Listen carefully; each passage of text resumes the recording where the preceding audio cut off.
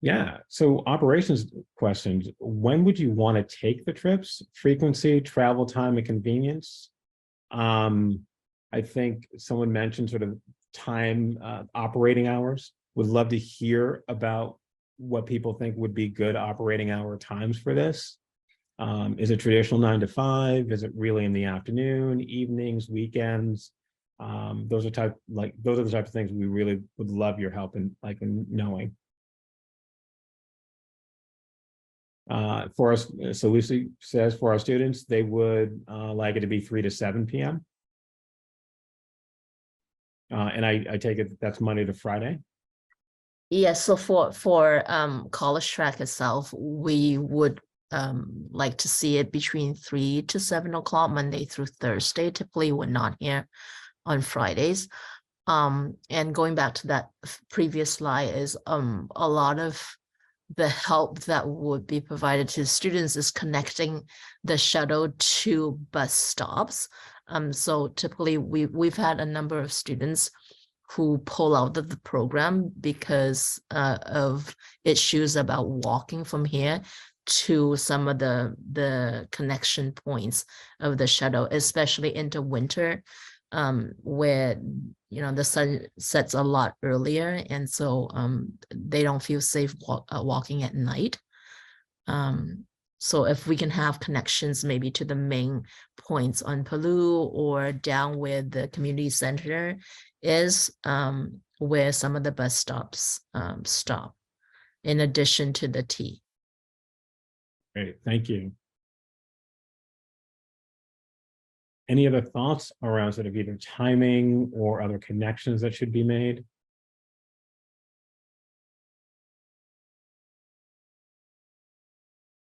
Wendy asked, what will the wheelchair capacity be? Any ideas, Chris? I think that'll largely be determined by the types of vehicles that the operator uses. I think in most cases, you're looking at one wheelchair per vehicle. That's great.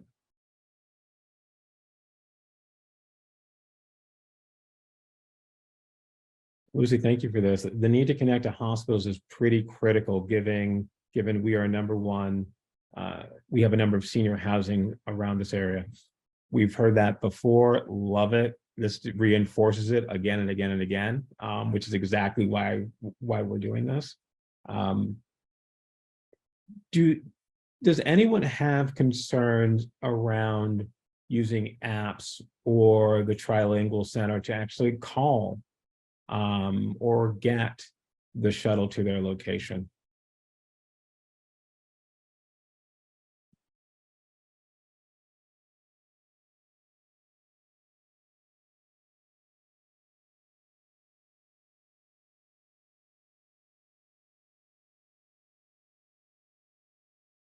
True. Not all seniors use apps, and I think one of the things that and like we said, in addition to the app, taking a look at, here is, I don't know, 1-800 Bayview Shuttle that people can actually use to sort of particularly call. Wendy raised a great question. How about text for hailing? Any ideas around that, Christopher? That's a great idea. I mean, then that's something that may be possible through some of the third-party vendors systems. I think that's something we can keep an eye out for, like maybe in our RFP and vendor selection process. Great. Thanks for bringing that up, Wendy. Really, really helpful.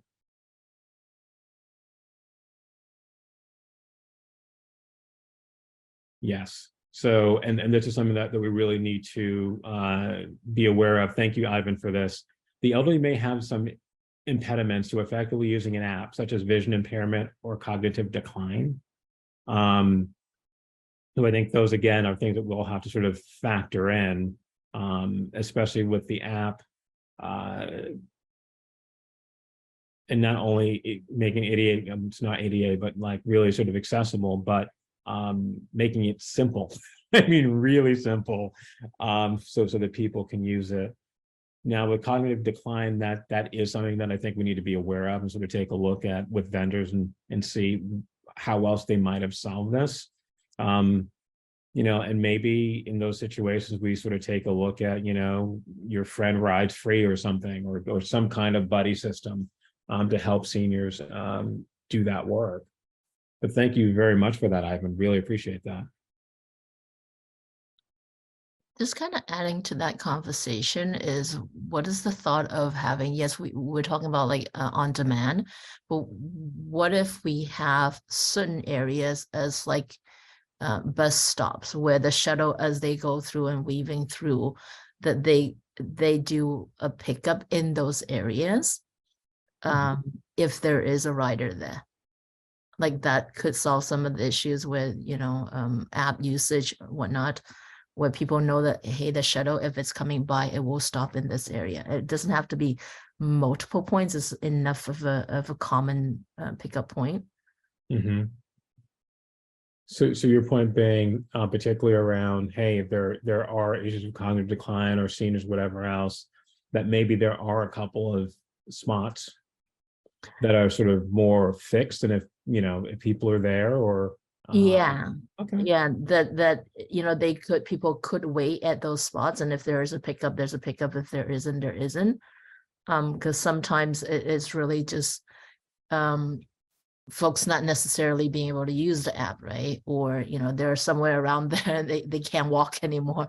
It's nice to know that there's a place where they can just wait for a shuttle to come as they pass by. If we have 4 or 5 shuttles, then the frequency would definitely be there. Yeah, thank you for that.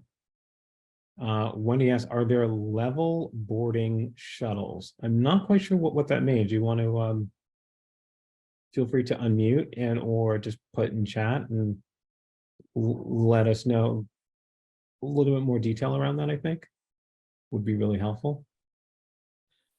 Right.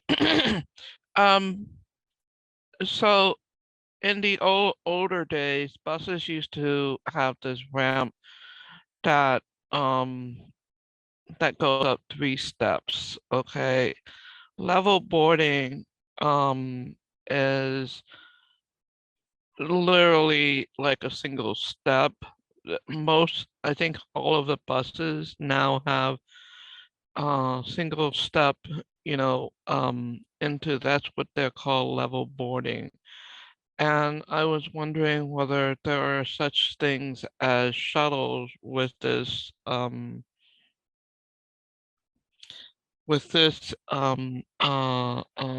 same technology, because one of the problems with the 3 steps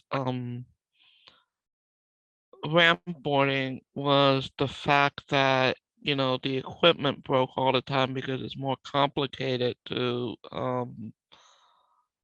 the amount of movement. Rather, buses today, you just flip open the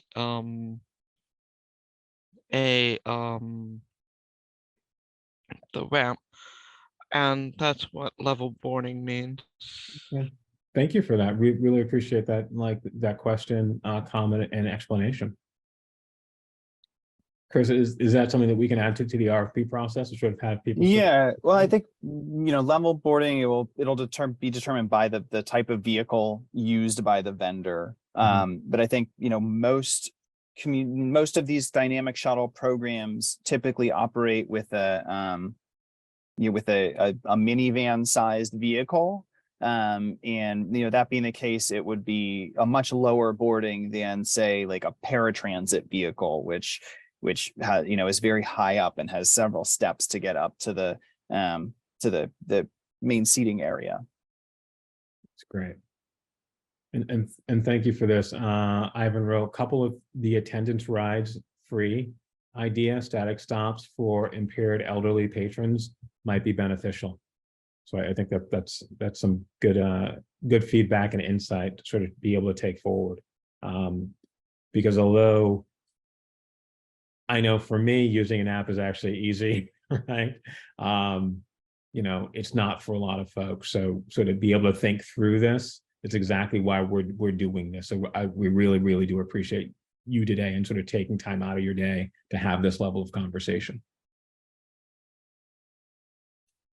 Great.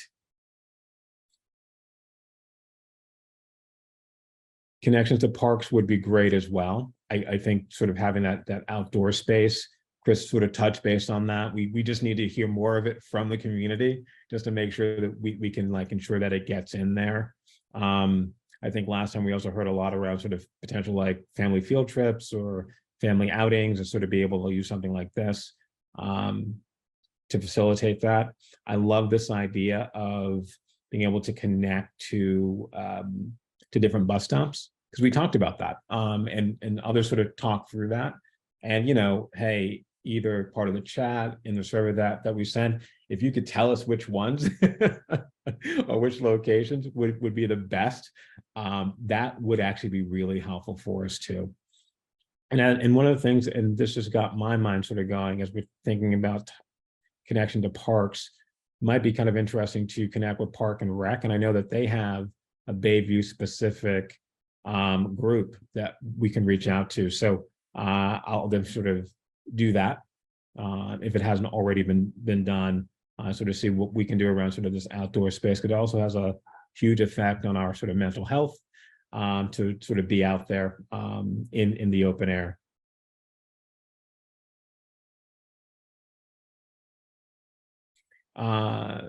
It was asked, have you all further considered the use of shuttle for transporting mentors and mentees to and from outings and events? I think that's a great idea. We need to sort of put that on the list. Yeah, and we've definitely heard a lot of interest as well for people that want to reach further away destinations. And I think that kind of gets back to the push and the pull between having a service plan that can deliver fast rides and be able to pick you up quickly versus one where you're able to reach destinations further away, but that might mean you'd have to wait longer to get picked up. And we want to make sure that we can create the right balance so that we're serving the most needs in the community. I think as well, there's the potential for us to collaborate with or partner with other programs. Like there's a program to bring people out to the Presidio from the Bayview on shuttles that's run by the Presidio and National Trust. And so there, you know, if there's a way for us to collaborate with that, where it becomes easier for people to then reach the Presidio or other destinations that are further away, while not having to change our service area, so we can maintain good service in the neighborhood. Like, you know, we're all for that as well. Yeah, I mean, just to think out loud, I mean, imagine if we actually maybe the transportation center could be the pickup spot, right? And so we bring people who want to go there or want to go to the Presidio, we can bring them there, and then the Presidio has one spot that they can sort of go to primarily and take them from there outward. Just one way to sort of think about, hey, how can we sort of layer this on? I think in the future, there's also going to be Caltrain in the neighborhood. That been sort of shifted back and forth many a time. So I don't know if you have any insight on the timing of that, Chris. The timing, no. There is an ongoing process looking at bringing a Caltrain station into the Bayview. Of course, we know that there used to be one on Paul Avenue that was taken away many years ago. But I think that, you know, it's definitely a question of transportation equity to bring that kind of regional access back into the Bayview community.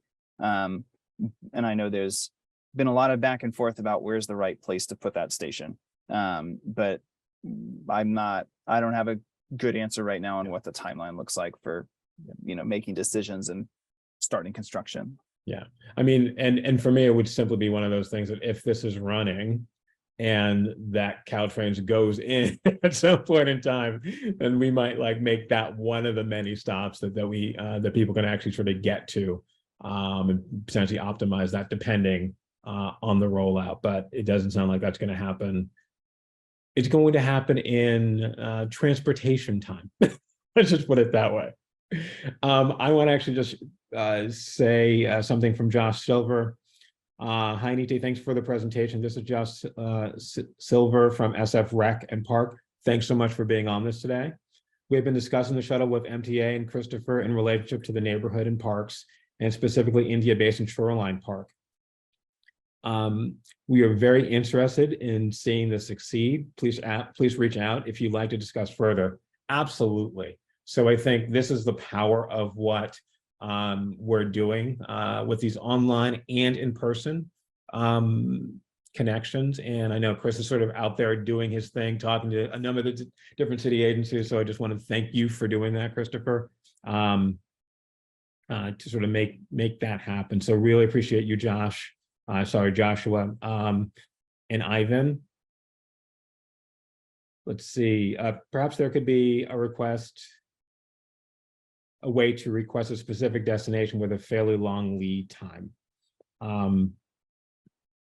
Ivan, could you talk a little bit more about that? What would be the writer case or the use case there? What are you thinking?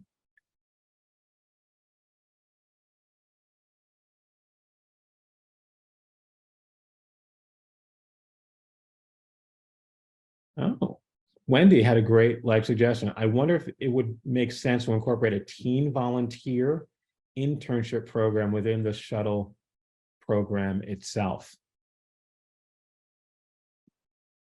And of course, it sort of sparks something. I think on the transit system, there used to be sort of community ambassadors, right? Maybe that's something that could also be sort of integrated in. You know, we sort of talked a little bit about safety earlier. Yeah. It also makes me think that for the Transportation Resource Center, we're working with the Bay Area Community Resources, who runs a youth champion program at Hope SF affordable housing sites. And so for all of the sites in Bayview Hunters Point, where we have a youth champion program, they'll be working with our Transportation Resource Center to help promote both the center and the shuttle service, especially with folks living in that Hope SF housing, because we know that those are the folks that could benefit the most from having, you know, additional transit opportunities and additional ways to you know, save money on transportation services. Excellent. And I love this comment from Lucy. Could this be used to partner with education, youth, nonprofits for field trips? Love the idea of connecting to other community shuttle programs. That's incredible. Can I elaborate a little bit further on this idea? So the Bayview Hunters Point, someone earlier said that has a, you know, highest youth population in San Francisco. It would appear that, you know, if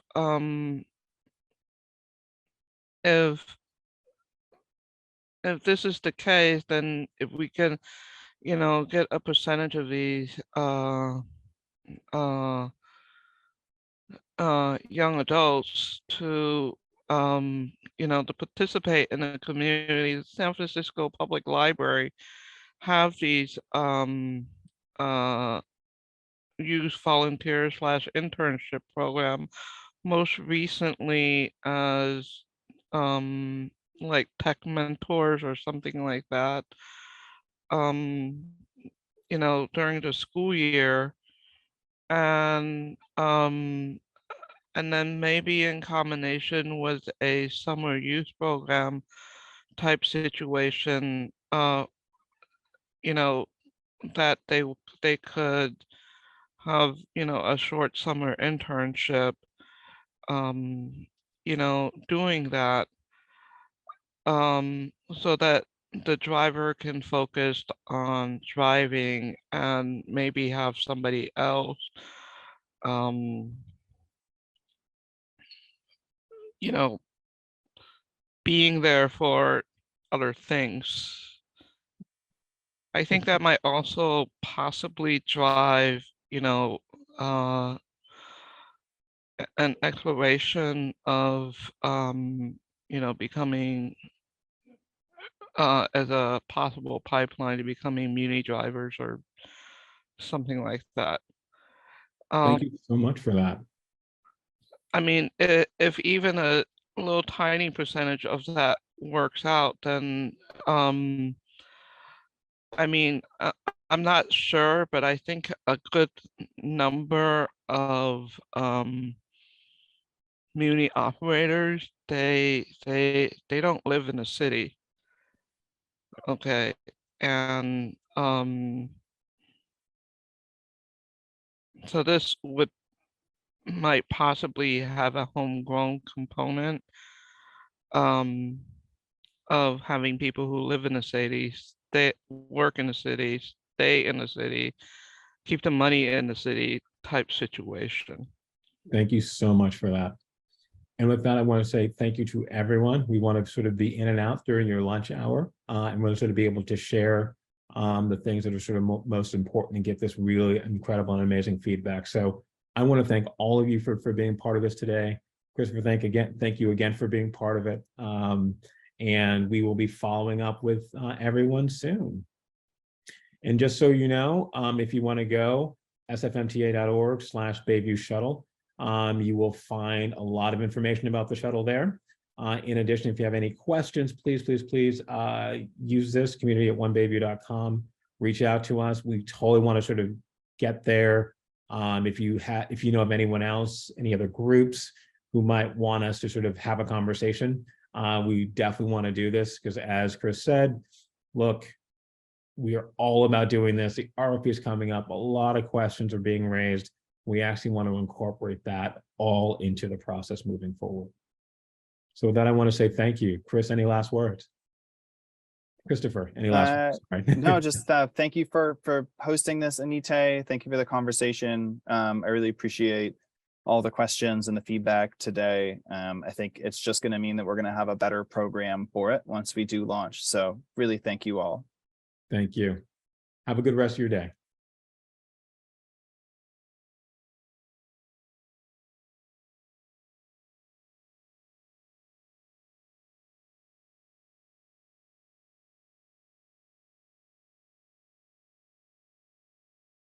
Don't forget to subscribe to our channel One Bayview and check on our other podcast episodes.